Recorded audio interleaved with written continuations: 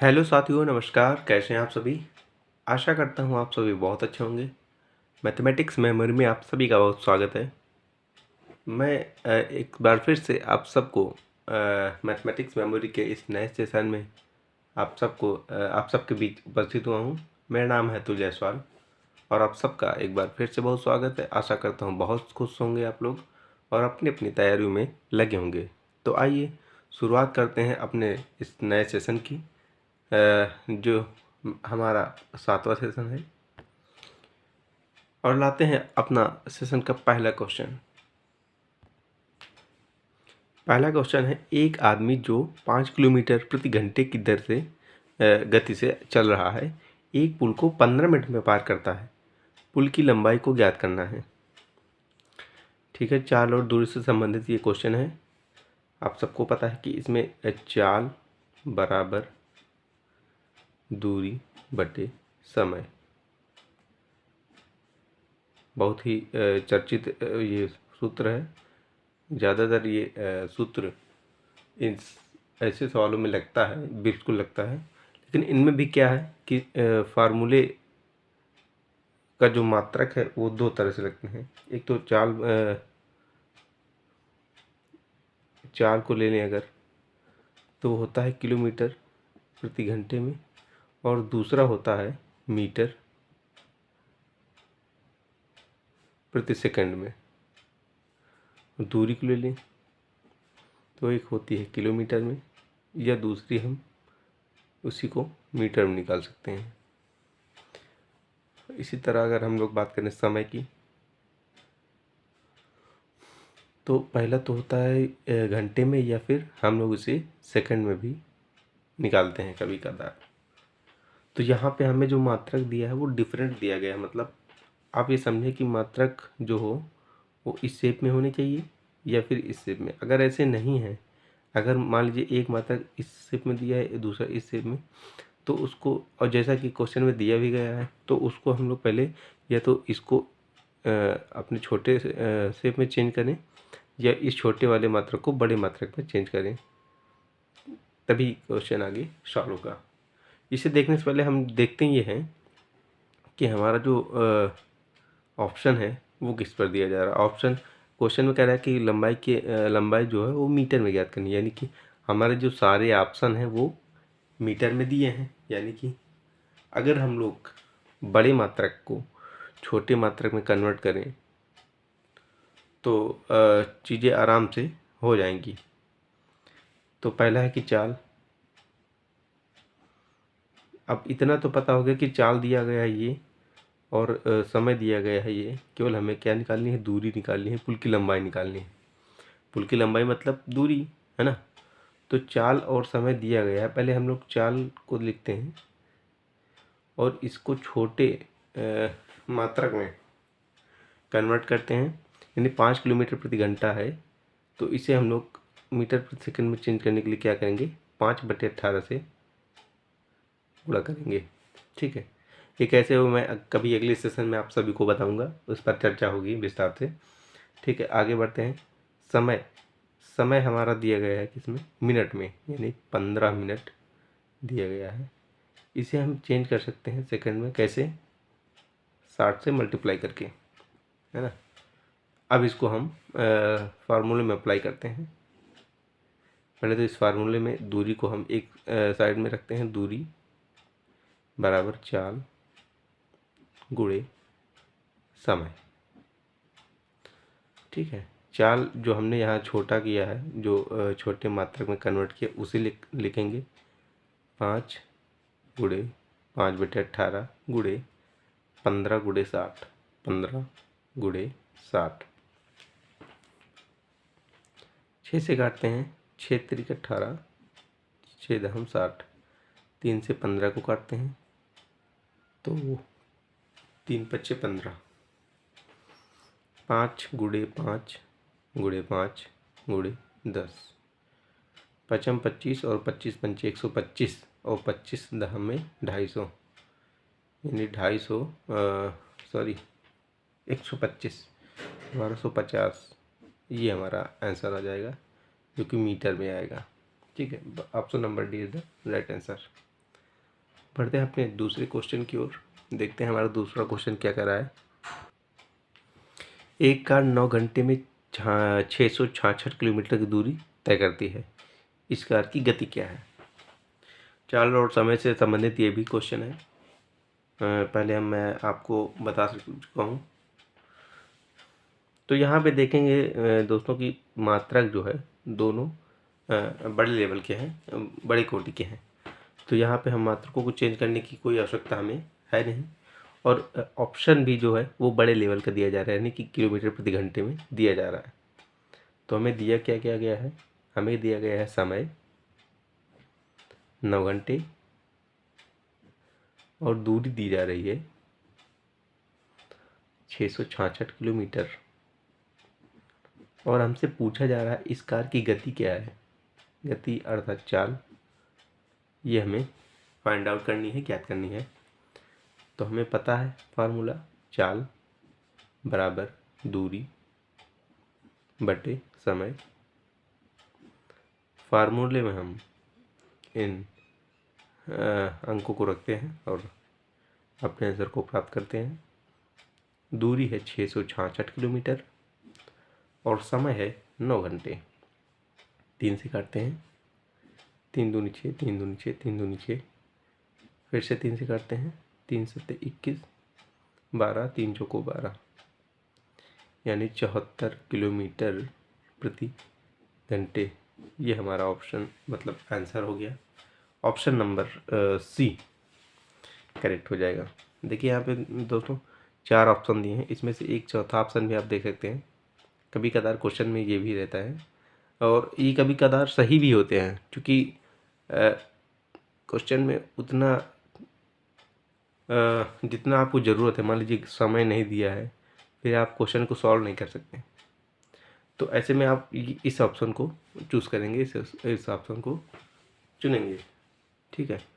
तो ये ऑप्शन भी आपका सही हो सकता है अगर पूरा मैटर ना दिया हो, पूरे क्वेश्चन में आंसर लाने के लिए जितना आपको आवश्यकता है उतनी चीज़ें ना दी गई हों, तो ये ऑप्शन आपका सही हो सकता है उस स्थिति में। चलिए बढ़ते हैं अपने नेक्स्ट क्वेश्चन की ओर।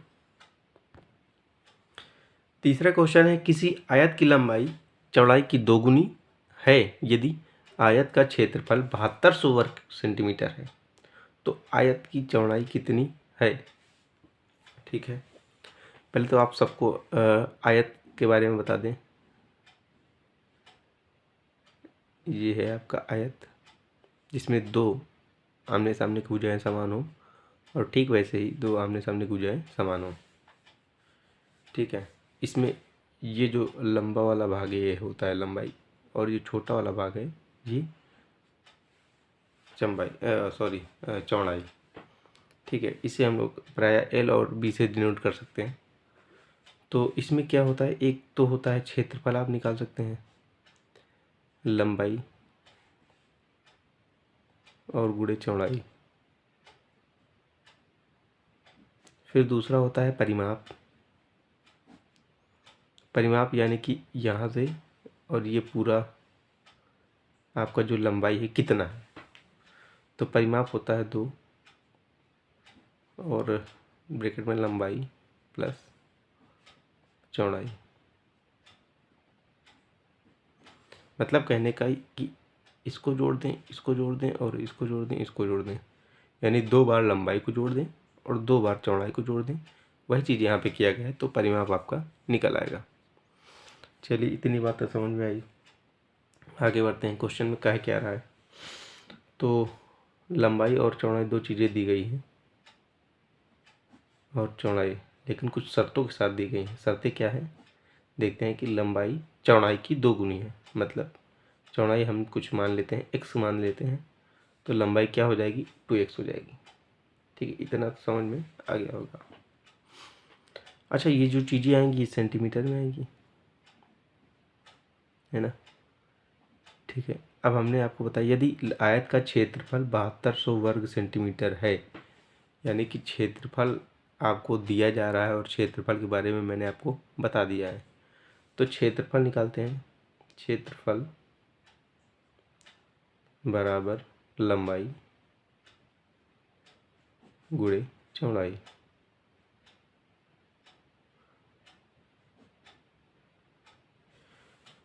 ठीक है, रखते हैं दोनों के मान को 2x मल्टीप्लाइड बाई x यानी 2x स्क्वायर। अब यहाँ पे क्षेत्रफल की वैल्यू भी दी जा रही है 7200।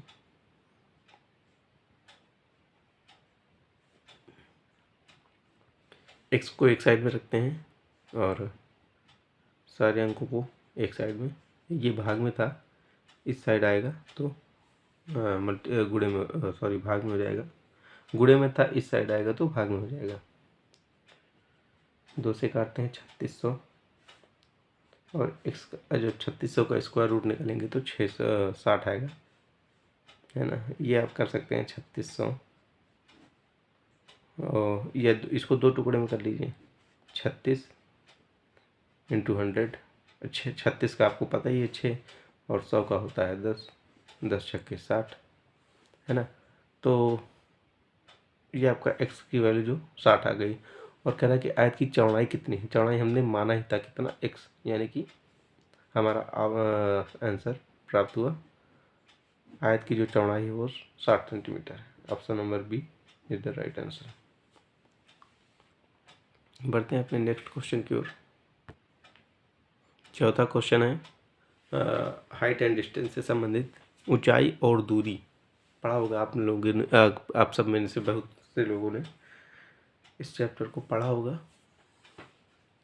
आइए देखते हैं क्या है ये हाइट एंड डिस्टेंस। शुरुआत हम लोग क्वेश्चन से ही करते हैं। 50 मीटर ऊंची मीनार, यानी एक मीनार है सपोज कीजिए, उसकी केवल हम लोग लंबाई देखते हैं क्या है, मीनार कैसी बनी है उसके बारे में हम लोग चर्चा नहीं करने वाले।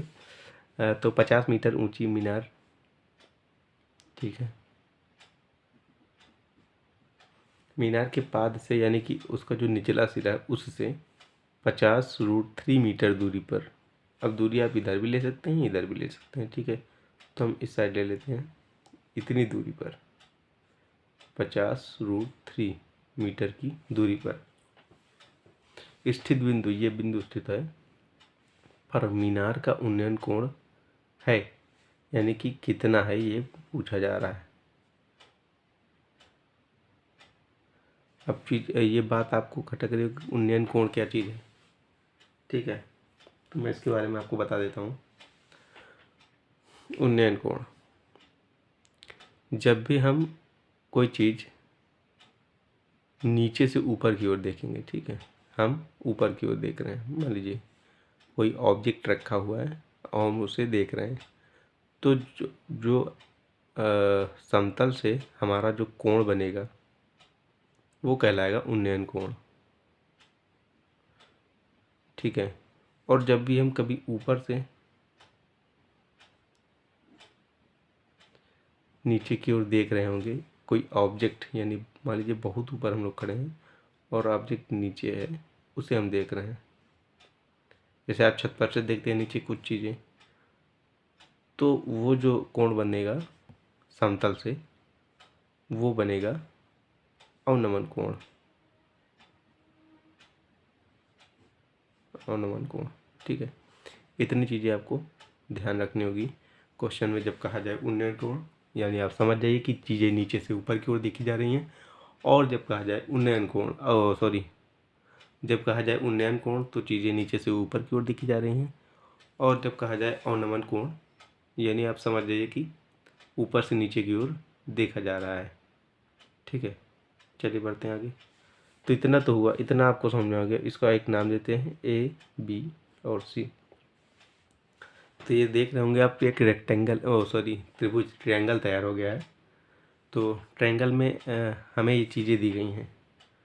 और आपने ट्रिग्नोमेट्री पढ़ा होगा, तो उसमें पढ़ा होगा कि भुजाओं का आपस में, किसी त्रिभुज में भुजाओं का आपस में कुछ ना कुछ संबंध होता है। दो भुजाओं में, लंब और आधार में भी, और आधार और कर्ण में भी, कर्ण और लंब में भी, ऐसे सब में सारा संबंध कुछ ना कुछ होता है। साइन कॉस टैन, कॉसेक से कॉट के बारे में आपने ज़रूर पढ़ा होगा। इस पर मैं कभी फिर से वीडियो में बताऊंगा विस्तार से, किसी दिन चर्चा होगी ट्रिग्नोमेट्री पे। आज सिर्फ आप लोग इतना जानें कि sine theta cos theta tan theta cosec theta sec theta और sine cos tan cosec sec और एक बचा हुआ है कॉट थीटा, इनके बारे में जानते हैं। ये त्रिभुज में किन्हीं दो भुजाओं का आपस में अनुपात होता है, उस अनुपात को हम देखते हैं।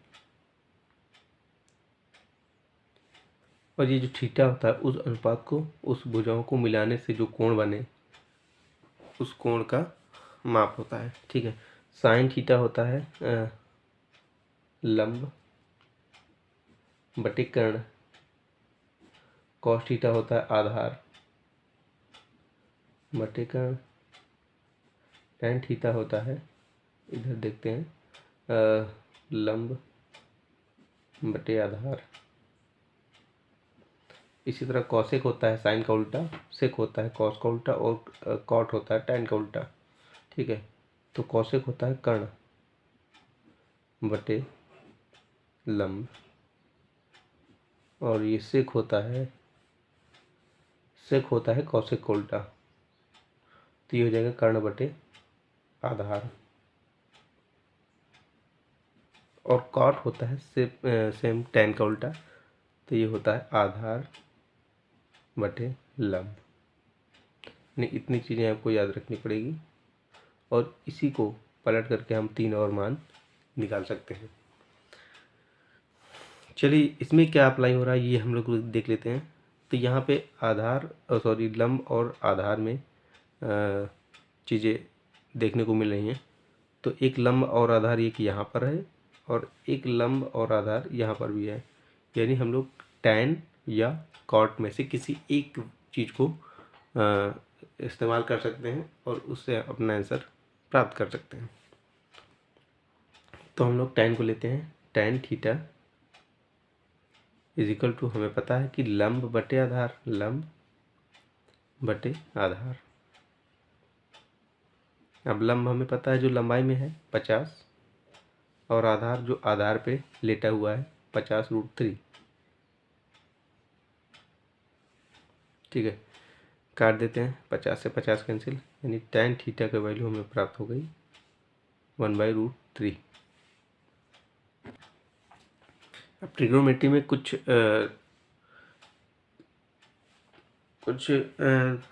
कोणों के मान भी हमें याद करने पड़ते हैं। आप में से कुछ लोगों ने, शायद ही कुछ लोग न जानते हों इसके बारे में, वरना तो सबको इस बारे में पता ही होगा जो लोग मैथ पढ़ते हैं। तो 0 अंश, 30 अंश, 45 अंश और 60 अंश और 90 अंश, मुख्यतः इन जो कोण हैं इन चीज़ों के बारे में हम लोग अध्ययन करते हैं, याद करना पड़ता है। तो ऐसे ही होता है, जैसे साइन 0 का मान कुछ हो गया, साइन 30 का मान कुछ हो गया, साइन 45 का कुछ हो गया, साइन 60 का कुछ हो गया, वैसे ही कॉस टैन और कॉसेक कॉट के बारे में भी होता है। तो यहाँ पे हमें टैन थीटा यानी कि टैन किसी कोण के बारे में इस मान को दिया गया है और उस कोण को देखना हम लोग क्या है। तो शायद आपको दिख नहीं रहा होगा, तो टैन थीटा बराबर, ये हमने काटा 1/√3 और ये जो मान होता है वो होता है टैन,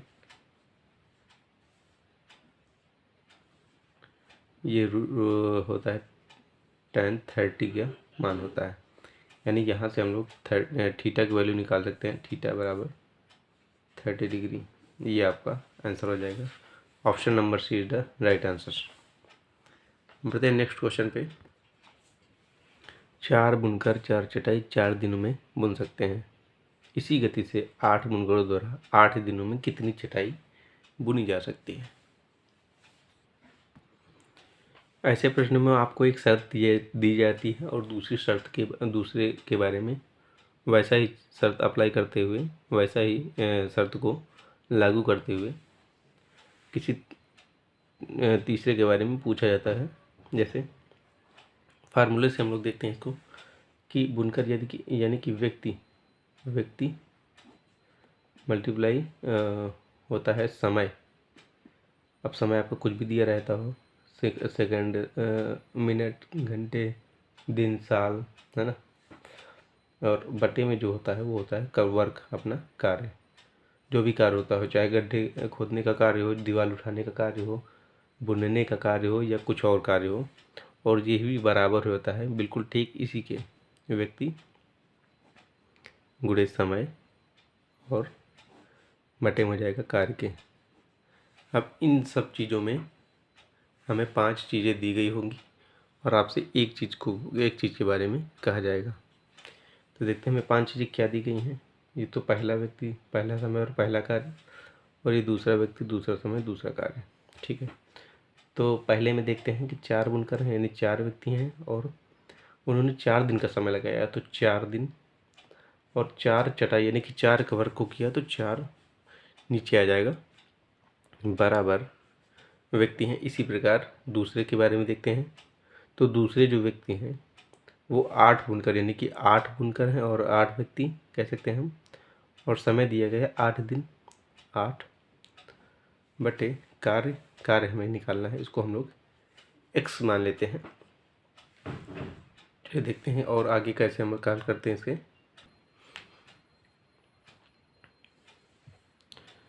तो इसे अब हम लोग और सॉल्व करते हैं। 4 से 4 को काट देते हैं, x बराबर 8 गुणे 8 बटे 4। 4 से फिर 8 को काटते हैं, 4 दूनी 8, 8 मल्टीप्लाइड बाई 2, 8 दूनी 16, x बराबर 16, यानी कि 16 चटाई बुनी जा सकती है। Option number D is the right answer. देखते हैं अपना अगला क्वेश्चन। ए किसी काम को 15 दिन में कर सकता है और बी उसे 20 दिनों में। यदि दोनों 4 दिनों तक एक साथ काम करें तो शेष कार्य पूरे कार्य का कितना भाग होगा। काम और समय से संबंधित हमारा यह प्रश्न। आइए देखते हैं कैसे हल करते हैं इसको। 2 व्यक्ति हैं, ए और दूसरे हैं बी। ए ने अपने काम किसी कार्य को 15 दिन में कर सकते हैं और बी उसी काम को 20 दिनों में यदि ज़्यादा टाइम लगा के करेंगे। ठीक है, दोनों काम लेते हैं, एलसीएम कितना आएगा, 60 आना चाहिए। निकाल के देखते हैं, 15 और 20 का एलसीएम, 5 से 5 3 15, 5 चौको 20, 3 से 3 एकम 4, 4 से 4 एकम 4, 5 गुणे 3 गुणे 4, 5 3 15, 15 चौके 60। ठीक है, एलसीएम है हमारा 60 और यहाँ पे आएगा 15 चौके 60 यानी कि 4 और 20 3 60 यानी कि 3। ठीक है, यानी कि एक दिन का जो ए का कार्य है वो 4 है और बी का एक दिन का कार्य 3 है। अच्छा, दोनों का एक दिन का कार्य देखते हैं हम लोग, 4 और 3 जुड़ करके 7, यानी एक दिन का कार्य हुआ, एक दिन का कार्य। ठीक है, हमें कह रहा है यदि वे दोनों 4 दिन तक एक साथ काम करें, यानी कि एक दिन का कार्य 7 है तो 4 दिन का कार्य कितना हो जाएगा, 28 कार्य हो जाएगा। ठीक है, और ये हमारा टोटल वर्क है, ये टोटल जितना काम करना है दोनों को वो काम है। अच्छा, एक साथ काम करें तो शेष कार्य, अब शेष कार्य कितना बचा, शेष कार्य पूरे कार्य का कितना भाग होगा, यानी इतना काम तो ये लोग कर चुके हैं। ठीक है, 4 दिनों में। अब शेष कार्य कितना बचेगा, कुल कार्य से इस कार्य को जब हम घटाएंगे, यानी कि 60 और 28 को आपस में घटाएंगे तो आएगा हमारा शेष कार्य, जो कि 32 हमें प्राप्त हुआ। ठीक है, 32 को कह रहा है कि पूरे कार्य का कितना हिस्सा होगा, यानी जो शेष कार्य है और जो टोटल कार्य है उनका जो अनुपात पूछा जा रहा है वो कितना है। तो सिंपली हम लोग